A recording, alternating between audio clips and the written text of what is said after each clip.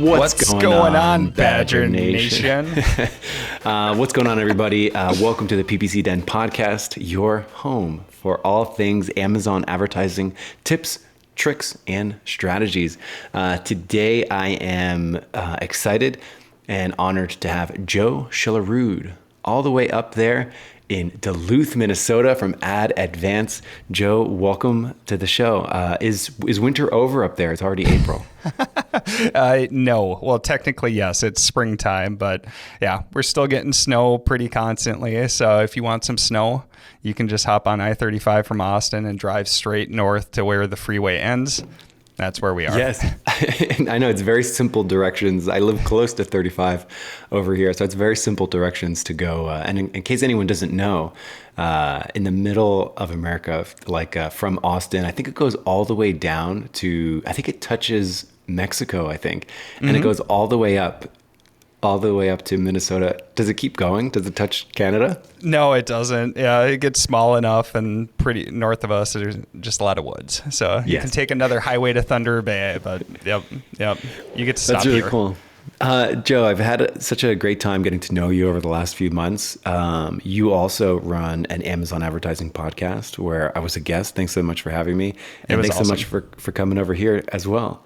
Today, we've got an interesting topic that I think even if you don't do it as a company or as an Amazon marketing professional, someone that works with clients, I think DSP, Amazon DSP, is something that I think everyone should be aware of, understand sort of a little bit more about how it works, how you get access to it, who it is right for, what kinds of campaigns you should launch first on DSP so that you're at least able to answer questions for your clients, answer questions from your peers at work.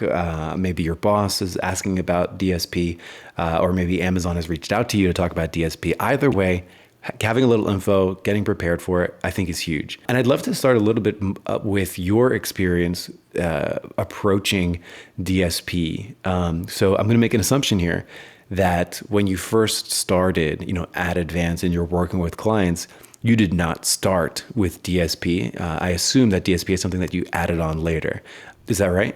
Yep, totally correct. So I'd love to hear yours and Ad Advance's experience offering this. And when did you guys decide to incorporate it in your service offering? Yeah, great question. So like you were saying, we really started focusing on the sponsored ad side. We started early enough when sponsored products was actually the only offering around, so that's what we had. Then came along headline search ads, soon to be rebranded as sponsored brands. And so we eventually got into sponsored brands. Then sponsored display came around, and at that time, we started hearing more and more about DSP. So it's not since the last couple of years that we really personally got into DSP. Like we can touch on a little bit later too. I think that's the exact right progression to go. You really want to start on the sponsored side first and then really build into DSP as you go. Talking inside baseball, was it something that you thought would be a good value add for the clients that you had, or were clients asking for it, potentially acquiring different types of clients as well? Because different clients normally gravitate to DSP as well. Yeah, I think the key thing that really got us into DSP is just all the different audience insights and the flexibility that you have.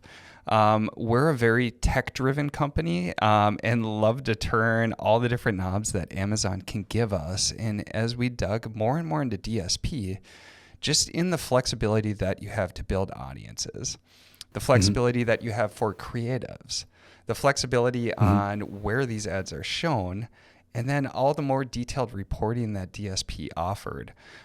That's really what got us interested in it. We also had some clients that were asking us about it too, which really drove that research along with us just hearing from it, talking to people like yourself in the industry. And so that's kind of the progression that really drove us into it. It was one, our interest in it, but we started hearing more and more about it and figured that we should really be digging into it too. Yeah, it's always interesting from like an agency growth perspective, like being able to offer complementary services to your existing clients helps add value, like all of those good things. I think that's a natural progression for any sort of agency looking to, continue to work up the value chain. I think that's cool. And that's a similar progression to the one that we took as well. We've talked before about DSP on the PPC Den podcast in the past. We've talked about some of the targeting options. We talked about what it was. We're going to include links to that in the show notes. And I wanted to ask questions today that I think remained unanswered from those previous episodes. So I think there's a lot of content on the internet, like what DSP is and like, look at all these targeting options that we have and like how it's different.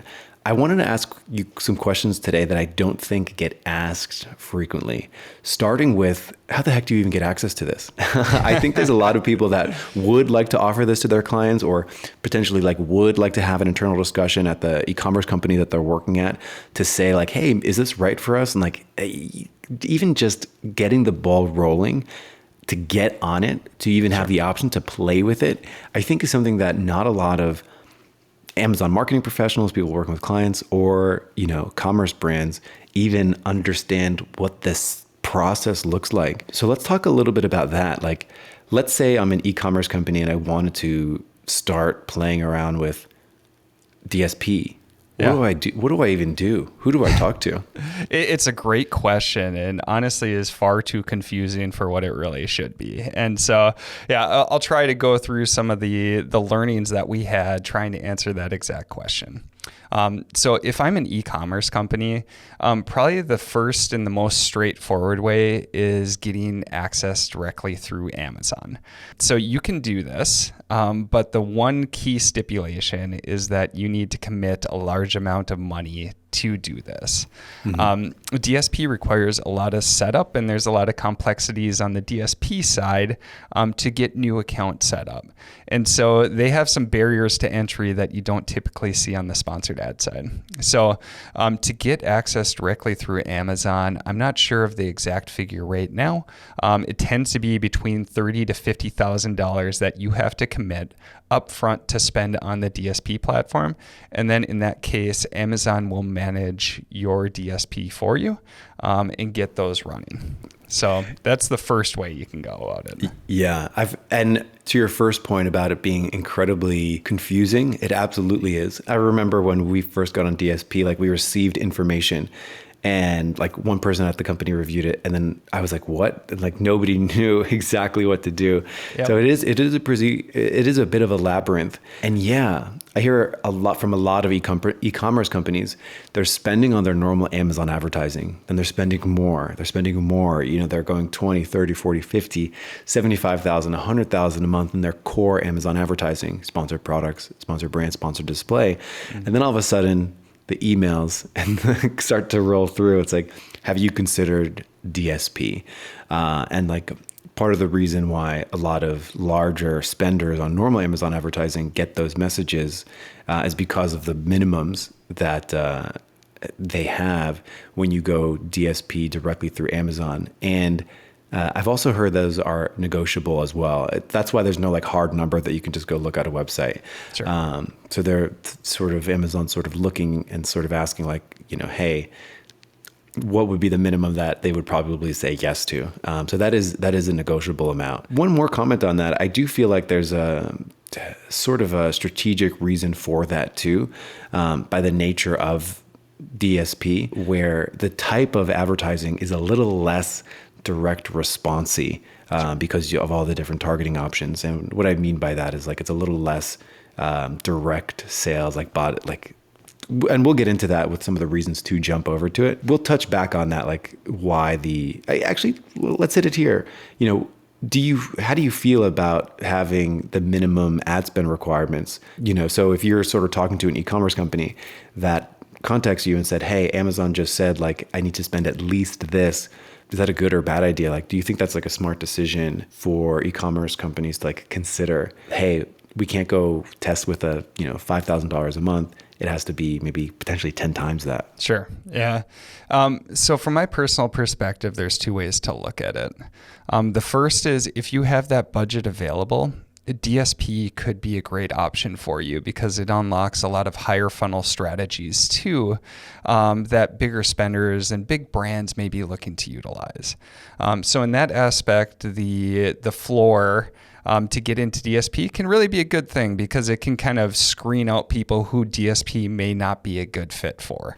Yeah. However, I mean, I started out as a seller on Amazon myself, and I couldn't imagine just dropping $50,000 on an ad platform that I've never tested before. Mm-hmm. From the seller perspective, I take the approach on, all right, I'm going to do small tests, and then with those tests, I'm going to verify my results and then build upon those that succeeded. And so committing that large of an amount of money up front would make me really nervous. Sure. And so that's the big hurdle. There's probably a lot of advertisers that could succeed on DSP, but they're not willing to put down that large amount to work directly with Amazon. Mm-hmm. And so there are other options available that you can utilize to get started earlier. But if you want to go directly with Amazon, you're going to need to put down that huge down payment. Sure. So let's talk about some of these other ways that people could get started with DSP. So obviously the most, probably the one that most people consider is like they're searching Amazon DSP, demand side platform. They go to the page and maybe they're like filling out the form, or maybe they've been contacted. Like that's the direct to Amazon path. There's also other paths as well. Talk to us a little bit about those other ways. Sure. Yep. So I will just put a little asterisk at the start that I am an agency owner managing DSP. So just take this with a grain of salt. But I truly believe that going through an agency for DSP, and doesn't have to be us, there are many other awesome people in the space, is the way to get going. And the reason why I lean that way is that with agencies, we get to pool our spend together. And so we can get started at a lot lower threshold for DSP. And then from an incentive standpoint too, like if Amazon's managing it, there are a lot of great account execs, but I have heard some pretty bad stories too about spend getting spent very quickly and maybe not as efficiently. And so I know there's a lot of agencies who really focus a lot more on the strategy because our key incentives are we want long-term clients that we can work with. Long-term clients are awesome to work with. And so from an agency perspective, there are a ton of different people out there who offer DSP services, and they can typically get you started at a lot lower initial fee to test the platform, see if it works, and then if it works, you can scale from there. Exactly. And that's something that I think a lot of, it's a little tricky to wrap your head around. As a e-commerce company, you go to Amazon and they say, hey, we need this minimum. But from an agency, because they're able to pool all of their clients' spend together, you can get started theoretically with, $1,000 a month on DSP through an agency, because you're adding your $1,000 to their already, $500,000 in monthly ad spend. The question that I have for you is, would that even be a good idea? Like, would it even make sense for an e-commerce company to spend that small amount on DSP? Because if you think about it, if Amazon says like, hey, we're looking for companies that are spending $50K a month or $30K a month, does it make sense for that e-commerce company to say, I'm going to go spend $1,000? Do you think that's, wise? Like, do you have like a minimum when you're working with clients? Yeah. So you'll get different perspectives on this too. And my personal perspective, I think, comes from the seller days. So personally, I love starting with, say, a small budget of like $5,000. And the key reason where that can be useful is just making sure that the strategies that you're implementing are very targeted. Mm-hmm. So you don't want to do $5,000 on a top of funnel, I'm going to target the super broad audience strategy. You want to start with a much more targeted audience. And then as you start seeing results, now you can work your way up and continue to build on those audiences. So personally, I love the small test approach. I would say like $5,000 a month is a great spot to start for DSP, where you can get enough information to really see what strategies are working and build upon that. So yeah, I fully support starting lower. Others would probably put the threshold a bit higher for DSP. But we take the mindset that let's test it. In many cases, we see great results and then we build upon that and can grow that account over time. Sure. One of the big segments of people that listen to the show are actually, freelancers, or they work at, an agency. And I'm curious for them, if somebody's working at an agency and they want to suggest to their team lead, or maybe they want to do it themselves, or they're a freelancer and they want to begin to offer this to their clients as well. How do they get started? Assuming that, let's use the example of I'm a freelancer, I have 7 clients. Let's say one of their clients, they get to say yes to DSP. Okay, this is great. And that client only wants to spend, 10 grand in the first month on DSP. Sure. They don't meet the threshold. They don't have that pooled spend. How do freelancers get started on DSP or small agencies? Yeah, great question. And I'll walk you through our journey, because this was another painful experience as we were trying to figure out how this all went. So the key threshold that you have is trying to get over that minimum spend amount so you can get your own entity access. And it's tough to do that unless you have a very large client that's ready to commit a large amount up front. So you have to somehow build this book of business on the DSP side without being able to manage DSP accounts. And so the approach that we took is, first, we actually worked with a partner agency who was able to manage DSP. We managed the sponsored side. We found somebody who we trusted and who was going to do a great job for our clients. We reached out to them and they actually managed DSP for our clients. As we kept building up our clients, and by the way, we were very transparent that our key goal was to get our own entity access. So this would be a shorter term thing. That's the other stipulation. I would say just be very transparent with the agency that you're working with. There's a lot of trust that has to go both ways there. And then after we were working with that agency for a while, we grew to the point where we wouldn't qualify for our own DSP entity access. But we had enough spend where we could get our own entity initiated from another larger provider. So like we went through Perpetua. And so Perpetua, there's a select group of DSP providers that can grant you essentially entity access for your agencies, and you don't have to meet that full threshold. And so Perpetua would get a certain percent of our DSP spend. So there was a fee that they made from that. But then from that, we had full control over our advertisers and had full control and access to our DSP orders equivalent to campaigns in the sponsored world. And then as we grew up that, now we met the threshold to finally get our own entity access through Amazon directly. Mm-hmm. And then at that point, they unlocked that. We no longer worked with their previous agency, which was Perpetua. And now we have our own entity access, which we're able to tie into the APIs and all that good stuff as you go. So it was definitely a progression. Yes. And that is the way that every freelancer and agency who wants to start DSP needs to follow. You need to find one of these existing Amazon DSP verified agencies that lets other agencies below them create individual accounts in it. And it's actually really interesting to those agencies that do provide that. There's like different tiers because like they make money on top of it too.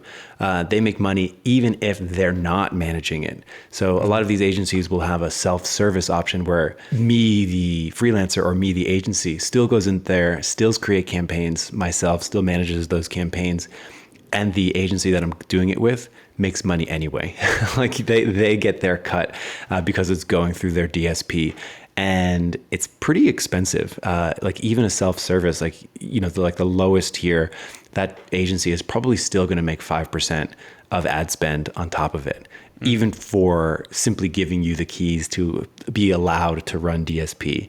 And then those agencies also could manage it for you, the freelancer, or you, the agency as well, where you're looking maybe closer to 10 to 15% ad spend. So DSP's expensive. So, for that sort of starting budget, that like $5,000 starting budget, it's possible that the freelancer going to the agency, having a client that says, hey, I want to spend $5,000 on DSP, will be paying that agency they're working with $500 on top of you, the freelancer, as well. So DSP is pretty expensive. And I just feel like people should know. People should know a little bit about generally how that process works.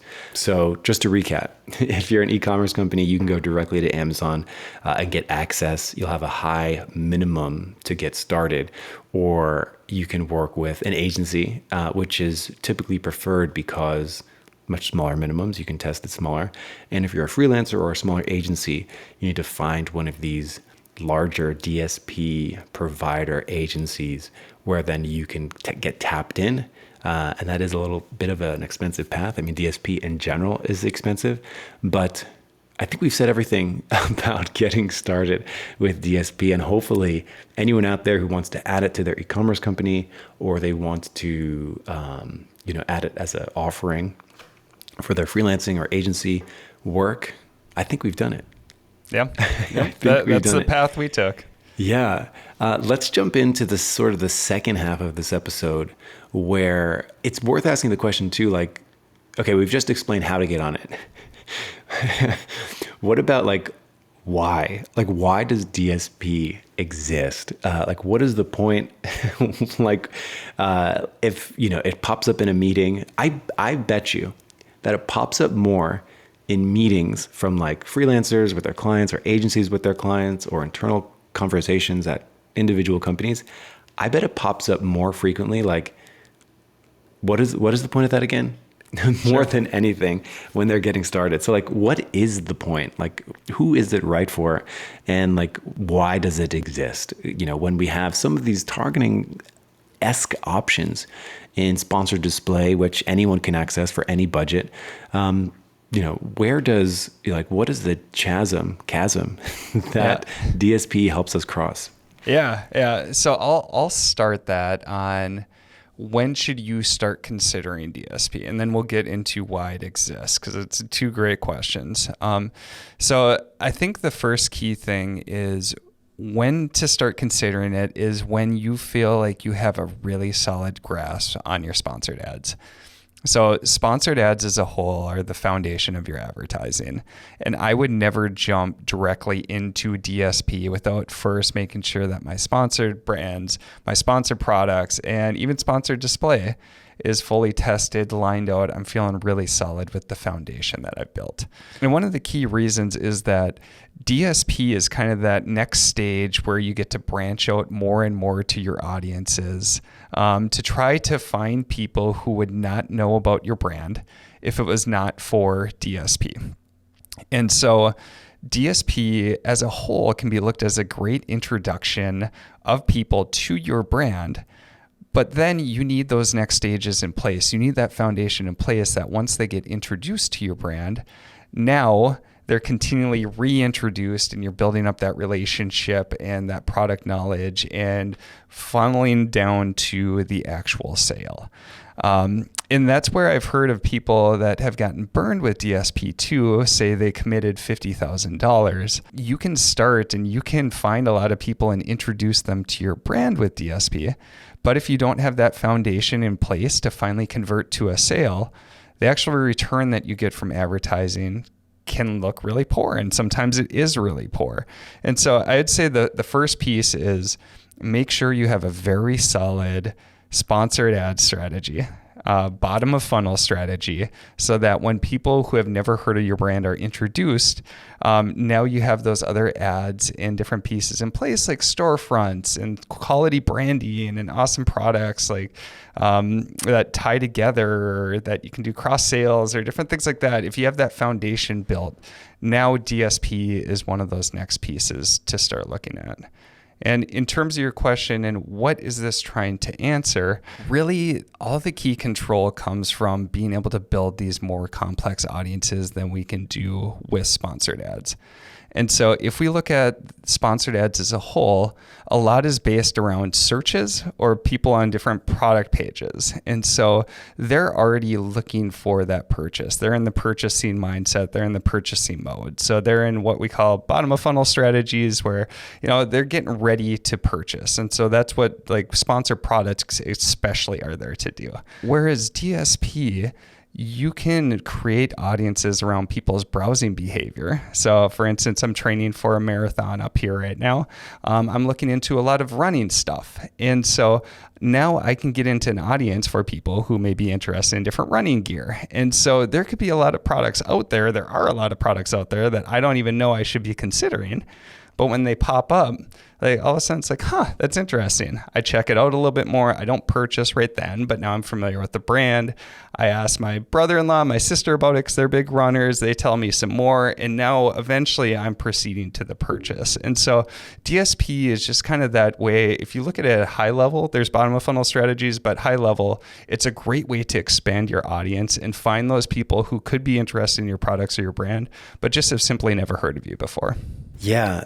So it's funny because, some of the conversation over the last few months in like the Amazon ads community is that, hey, we're getting DSP-like targeting in sponsored display now.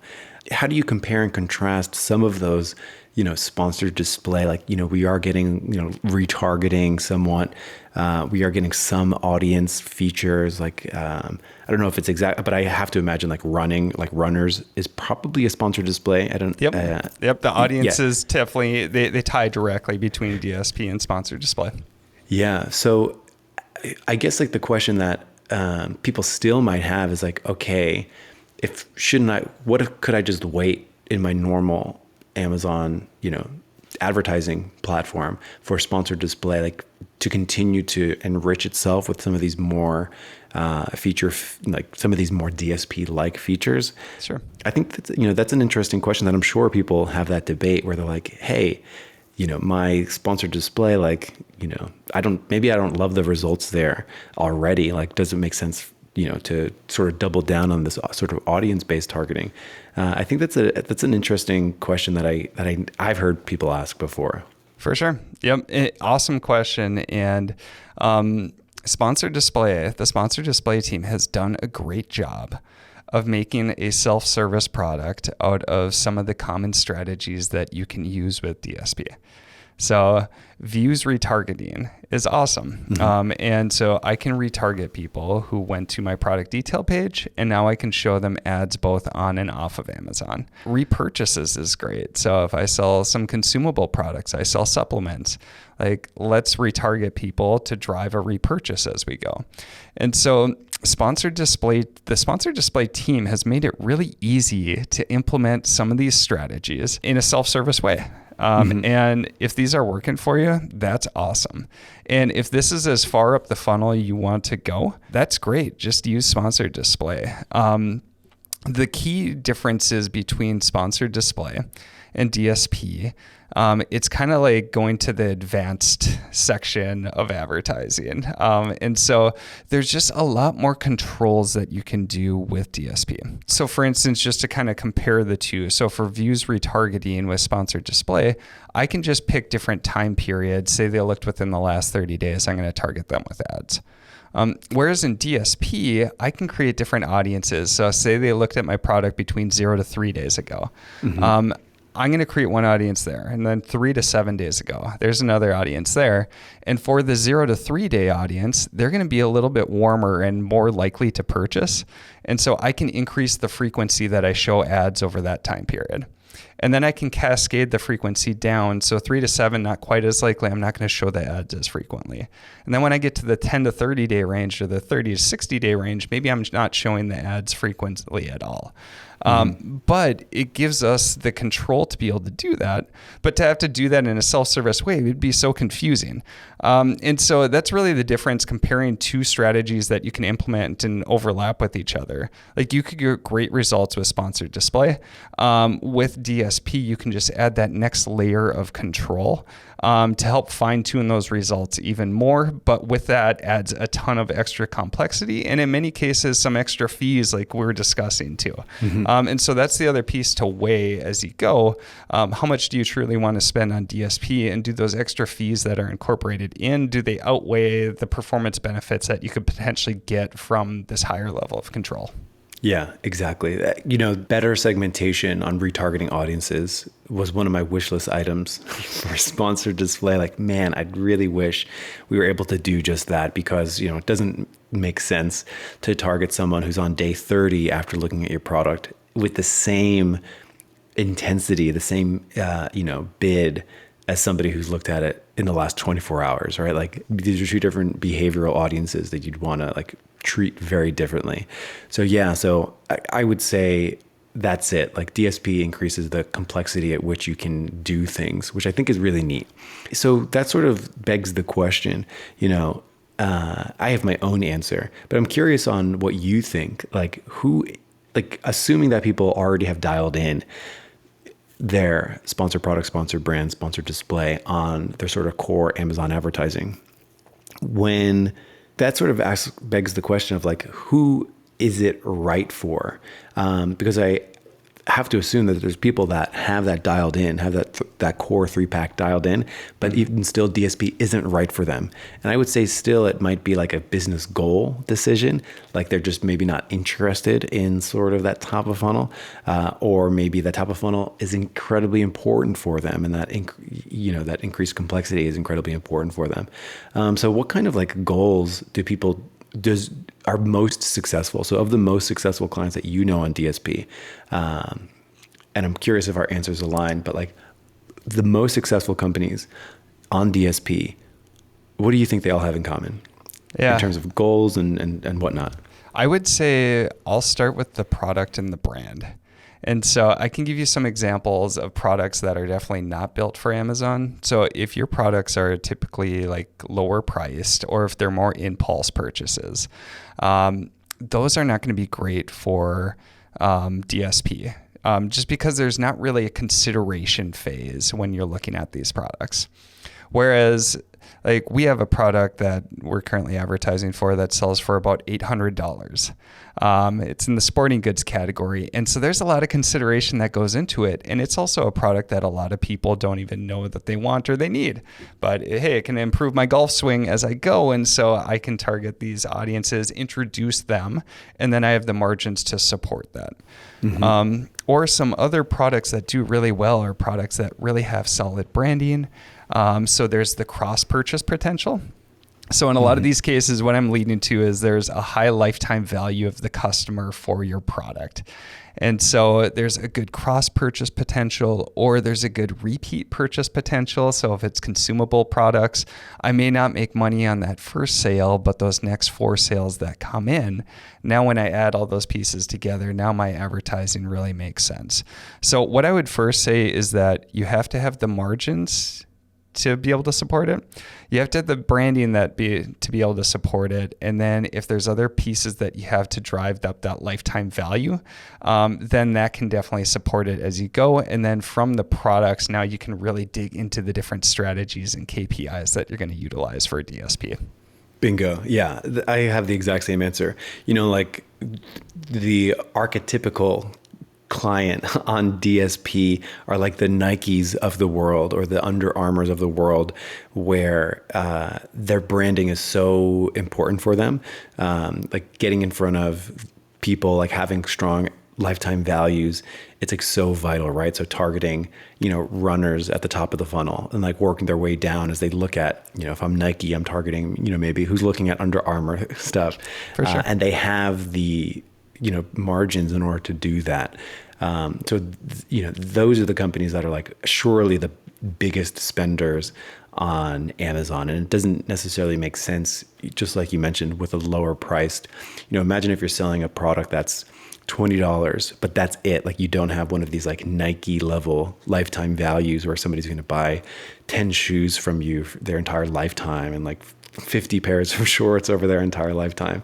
If you're just selling one product one time for $20, you're going to be spending some money at the very top of the funnel in lifestyle. You're going to be spending some money on cross-level retargeting. You're going to be spending some more money once they actually type in the name of the product. And when you add up all those things, you really need to weigh the pros and cons. Like, is that going to give you the market lift that you're looking for when your lifetime value is only $20? Sure. So I think that's a really interesting way to look at it. I think it's the right way to look at it, exactly like you said. So with all that being said, like, let's say somebody does hit these boxes, they're really working on building up a strong brand. And, I don't think you need to be the size of a Nike in order to find success on DSP. I think there's so many, small but mighty companies. I talk to so many like smart e-commerce entrepreneurs that are really trying to gain foothold in the industry, and they're trying to maybe go up against companies like, a Yeti or some well-established company. And they're sort of saying like, hey, DSP is our way to like really interject and like show how we're different from these other companies and really build up the branding that we need. And like, we do have strong LTVs, and like we have all this momentum, and we're trying to build a bigger company. What would you say are the first campaigns they should launch on DSP? Yep. Great question. And the key thing that we always look at for each of the products, so say if it's that $20 single product, if they're spending $100,000 on sponsored ads, DSP may still be right for them. Mm-hmm. But like what you were saying, let's start at the bottom of the funnel, because some of those higher up funnel strategies are just not going to make sense. And so really where we start is we use some of these strategies that you can implement with sponsored display. So it's some of these tried and true strategies. So like retargeting is a big one. So if people visited our product detail page, we know that they're familiar with our product. We know they're in market for our product. And so we can retarget them with ads both off and on Amazon. So if they're checking weather.com or their favorite news sites, you see the banner ads that popped up for something that you just viewed on Amazon. That's a retargeting ad. And these can be highly effective. Like a cool piece that we can do with DSP is we can also, so we can say, all right, if they viewed your ad in say the last 0 to 3 days, and they also haven't purchased your product in the last year, and they also haven't purchased any of your competitors' products too, because you don't want to retarget somebody that jumped from your page to your competitors' purchase because now they're not in market anymore. So we start with retargeting. If you have a consumable product, repurchasing is great. And what we'll do is we'll look at the time period that you typically go through, say that supplement bottle, or the time when you need to order new socks again, because your old, socks probably aren't the best example, but you get the picture. So we'll look at what's the typical frequency, when do people tend to come to repurchase, and then right around that time period, now we can start retargeting them with ads or with repurchase ads to say, hey, remember us? You purchased from us before. It's probably about time to order another one. And if you can develop that history, now you can develop very loyal customers that keep coming back to you. Yeah, for sure. Starting with the bottom of funnel, working your way up. I also think it's so interesting too, because, in theory, it should work as if as you start at the bottom of the funnel and, you're hitting retargeting, you're hitting cross-purchasing, you're doing things like that. By the time you move past retargeting and you start getting into sort of audience-based retargeting or retargeting people that looked at competitors and like things like that and like in-market audiences, theoretically, there should also be a lift throughout your entire funnel as well. Sure. So as you're targeting people who are simply just runners, maybe they haven't looked at your product yet or don't know you exist, getting that exposure there theoretically should also lead to a lift. You have more people to retarget. You have better, perhaps, brand recognition down there as well.